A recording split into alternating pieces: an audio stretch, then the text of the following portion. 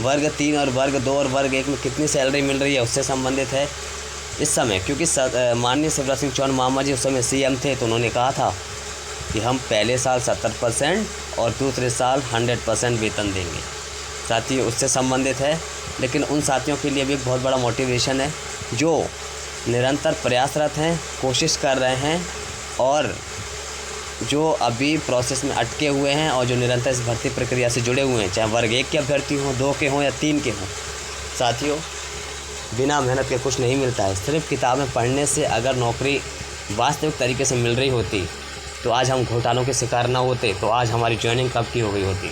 लेकिन दुनिया भर के घोटाले होते हैं भर्तियों में, पेपर लीक होते हैं, उसके बाद फिर उन्हें क्लीन चिट मिल जाती है, बाद में फिर बहुत सारी विसंगतियां देखने को मिलती है, विभाग नाम रिपीट करता है और बहुत सारी विसंगतियां करता है विभाग, और फिर भी नहीं मान जाता। हम जंग में मैदान में उतरना पड़ता है, कानूनी तौर पे लड़ना पड़ता है, पता नहीं क्या क्या करना पड़ता है। मतलब अगर सही तरीके से अगर भर्तियाँ हों, सही टाइम पर हों, सही तरीके से हों, तो कभी किसी व्यक्ति को परेशान ना होना पड़े। लेकिन नहीं, ऐसे ऐसे लोग, ऐसे ऐसे कर्मचारी बैठे हैं विभाग में कि उनके द्वारा इतनी सारी विसंगतियाँ की गई हैं, और सरकार के द्वारा भी इतना सारा अपना शोषण किया गया है कि 12 साल बाद भर्ती आई है।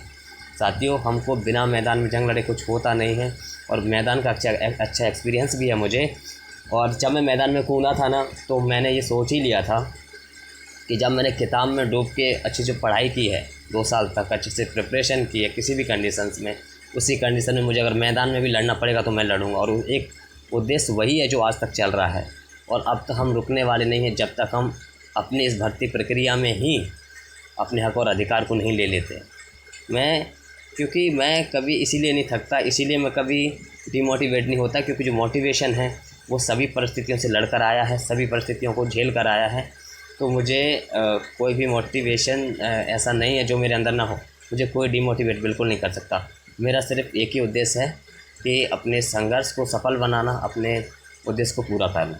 तो साथियों, हम एक बार इसको पढ़ लेते हैं। 100% वेतन का जो जुमला दिया गया था सरकार के द्वारा, वो कैसा सता रहा है अभी अभ्यर्थियों को जो संघर्ष करके लगे थे। ठीक है, वर्ग 1 हो, 2 हो, 3 हो, सभी के लिए। वादा कर भूली सरकार, एमपी के 40,000 नवनियुक्त शिक्षकों को 100% वेतन का इंतज़ार, खाते में हर महीने इतनी कम आ रही है राशि।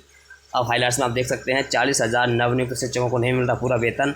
दूसरे साल से ही 100% वेतन देने का किया था वादा।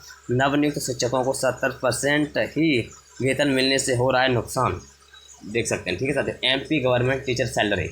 मध्य प्रदेश में एक ओर शिक्षक भर्ती विवाद थमने का नाम नहीं ले रहा है, तो वहीं दूसरी ओर कड़े संघर्ष के बाद जिनकी नियुक्ति हो गई है, आपको पता नहीं होगा 2018 की शिक्षक भर्ती वर्ग 1, 2 और वर्ग 3 की पहली काउंसिलिंग तो जैसे तैसे बड़ी मुश्किल से तो वैकेंसी ओपन करवाने के लिए संघर्ष करना पड़ा। उसके बाद सेकंड काउंसिलिंग बड़े संघर्ष के बाद हुई थी। जिनको पता होगा उनके साथ मैं रहा हूँ। ठीक है, बड़े संघर्ष के बाद जिनकी नियुक्ति हुई, उनकी घोषणा के बावजूद भी वेतन नहीं मिल रहा है इस समय। बड़े संघर्ष के बाद तो सेकंड काउंसिलिंग हुई, और उसके बाद भी फिर कहा जा रहा था कि वेतन तो मामा ने उस समय घोषणा कर दी, चुनाव का टाइम 100% वेतन, लेकिन अभी तक नहीं मिला। एमपी के 40,000 नवनियुक्त शिक्षकों को 1 साल बीत जाने के बाद भी 100% वेतन का इंतज़ार है, अभी तक नहीं मिला है। सरकार ने एक साल पहले यानी 12 अप्रैल 2023 को नियुक्ति के दूसरे साल ही शिक्षकों को 100% वेतन देने का वादा किया था, जो अब तक पूरा नहीं हो पाया है। इससे हर महीने शिक्षकों को सैलरी का नुकसान हो रहा है। सबसे पहले कांग्रेस सरकार लाई थी फॉर्मूला 70%, 80%, 100% का फॉर्मूला कौन लेकर आया था? कांग्रेस सरकार लेकर आई थी। वर्ष 2018 में सत्ता परिवर्तन के बाद कांग्रेस सरकार ने नवनियुक्त शिक्षकों को टुकड़े टुकड़े वेतन में सैलरी देने का फॉर्मूला लेकर आई थी। इसके अंतर्गत नियुक्ति के पहले साल शिक्षकों को 70%, दूसरे साल 80% और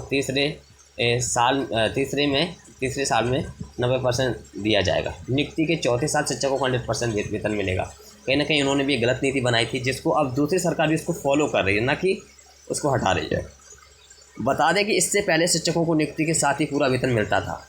इससे पहले जो नियुक्ति होती थी उसमें पूरा वेतन मिलता था। बीजेपी सरकार ने बदला फैसला। कांग्रेस सरकार गिरने के बाद बीजेपी वापस सत्ता में आई।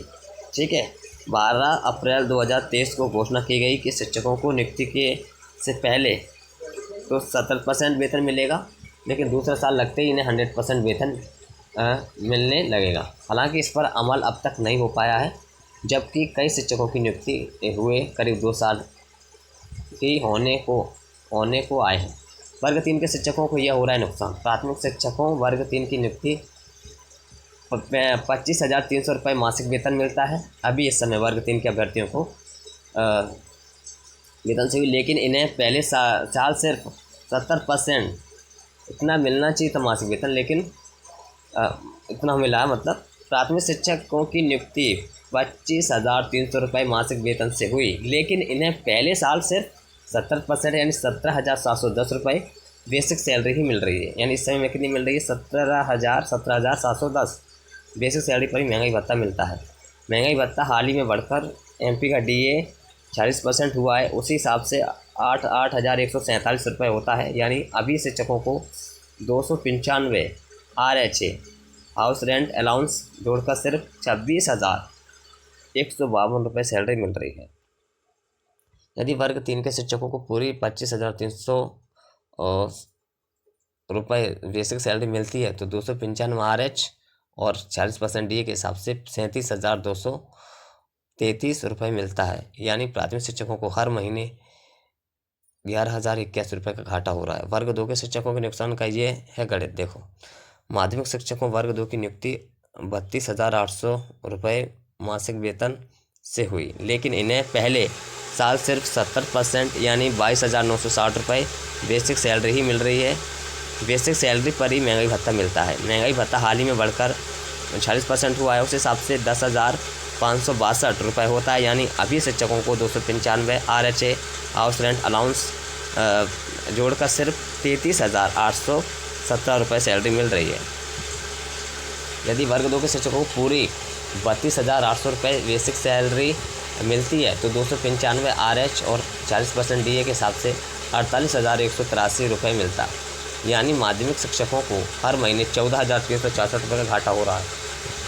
वर्ग 1 के शिक्षकों को 15,856 रुपये कम मिल रही सैलरी। उच्च माध्यमिक शिक्षकों वर्ग 1 की नियुक्ति 36,200 रुपये मासिक वेतन से हुई है, लेकिन इन्हें पहले साल 70% यानी 25,340 रुपये बेसिक सैलरी ही मिल रही है। बेसिक सैलरी पर ही महंगाई भत्ता मिलता है। महंगाई भत्ता हाल ही में बढ़कर 40% हुआ है, इस हिसाब से 11,654 रुपये होता है। यानी अभी शिक्षकों को 295 RHA जोड़कर सिर्फ 37,291 रुपये सैलरी मिल रही है। तो ये है पूरा गणित सैलरी का, कब कितनी मिलती है, कितनी नहीं मिलती है। तो साथियों, ये है पूरा गणित, पूरा हिसाब किताब। और मैं जो अभी नियुक्ति का इंतज़ार कर रहे हैं उनसे मैं कहना चाहता हूँ कि आप हार मत मानो। मैंने अभी हार मानी नहीं है, ना मैं मानूंगा, क्योंकि मुझे दिख रहा है सरकार और साथ में वो जो विभाग है, जो विभाग गलतियाँ करता है, जो सरकार को गुमराह करता है, जो विभाग इसमें बैठे जो कर्मचारी 8-8 साल से उसमें बैठे हुए हैं, जो गुमराह करते हैं, उनको हमें अब उनकी बात लगानी है, क्योंकि उन्होंने हमारे सभी अभ्यर्थियों की बात लगा रखी है। उन्होंने विसंगतियाँ कर करके, नाम रिपीट कर करके, उल्टी सीधी सारी प्रोसेस करके, मतलब बहुत सारी विसंगतियाँ करके, क्योंकि इतना तो ये भी कर सकते थे कि अगर सही तरीके से सूची बनती, सही तरीके से अगर प्रोसेस होती, सही तरीके से अगर नियमों का पालन होता, तो आज हमें नियुक्ति उन सभी अभ्यर्थियों को मिल गई होती जो आज विसंगति के कारण अटकी हुई है और जिन्हें बिना किसी मतलब के रोक रखा है। ठीक है साथियों, तो हम मैदान में ज़रूर उतरेंगे और उनको हम ज़रूर उनका इस्तीफ़ा हम लेंगे। उनका ज़रूर इस्तीफ़ा करवा के रहेंगे हम। जो हमारी इस भर्ती प्रक्रिया में जैसे कामनाचार मैम हो गई हैं, रश्मि अरुण समी मैम हो गई हैं, जो कि मुख्य सचिव बैठी हुई हैं शिक्षा विभाग की, और जो कि उप संचालक हैं शिक्षा विभाग की, इन ऐसे लोगों की वजह से पूरे मध्य प्रदेश के अभ्यर्थियों का नुकसान हो रहा है। इसमें सरकार का भी नुकसान होता है, साथ में अभ्यर्थियों का, सबसे ज़्यादा अभ्यर्थियों का नुकसान होता है, जिन्होंने निरंतर मेहनत कर रहे हैं, प्रयास कर रहे हैं, उसके बाद भी इतनी सारी विसंगतियाँ विभाग के द्वारा की जाती है। तो साथियों, वो अभ्यर्थी जो अभी प्रोसेस में है या जिनकी जॉब नहीं लगी हुई है, वो अभी रुकने वाले नहीं हैं। हम सारी विसंगतियाँ विभाग की जानते हैं कि विभाग कहाँ कहाँ गलतियाँ करता है, और हम एक बार मैदान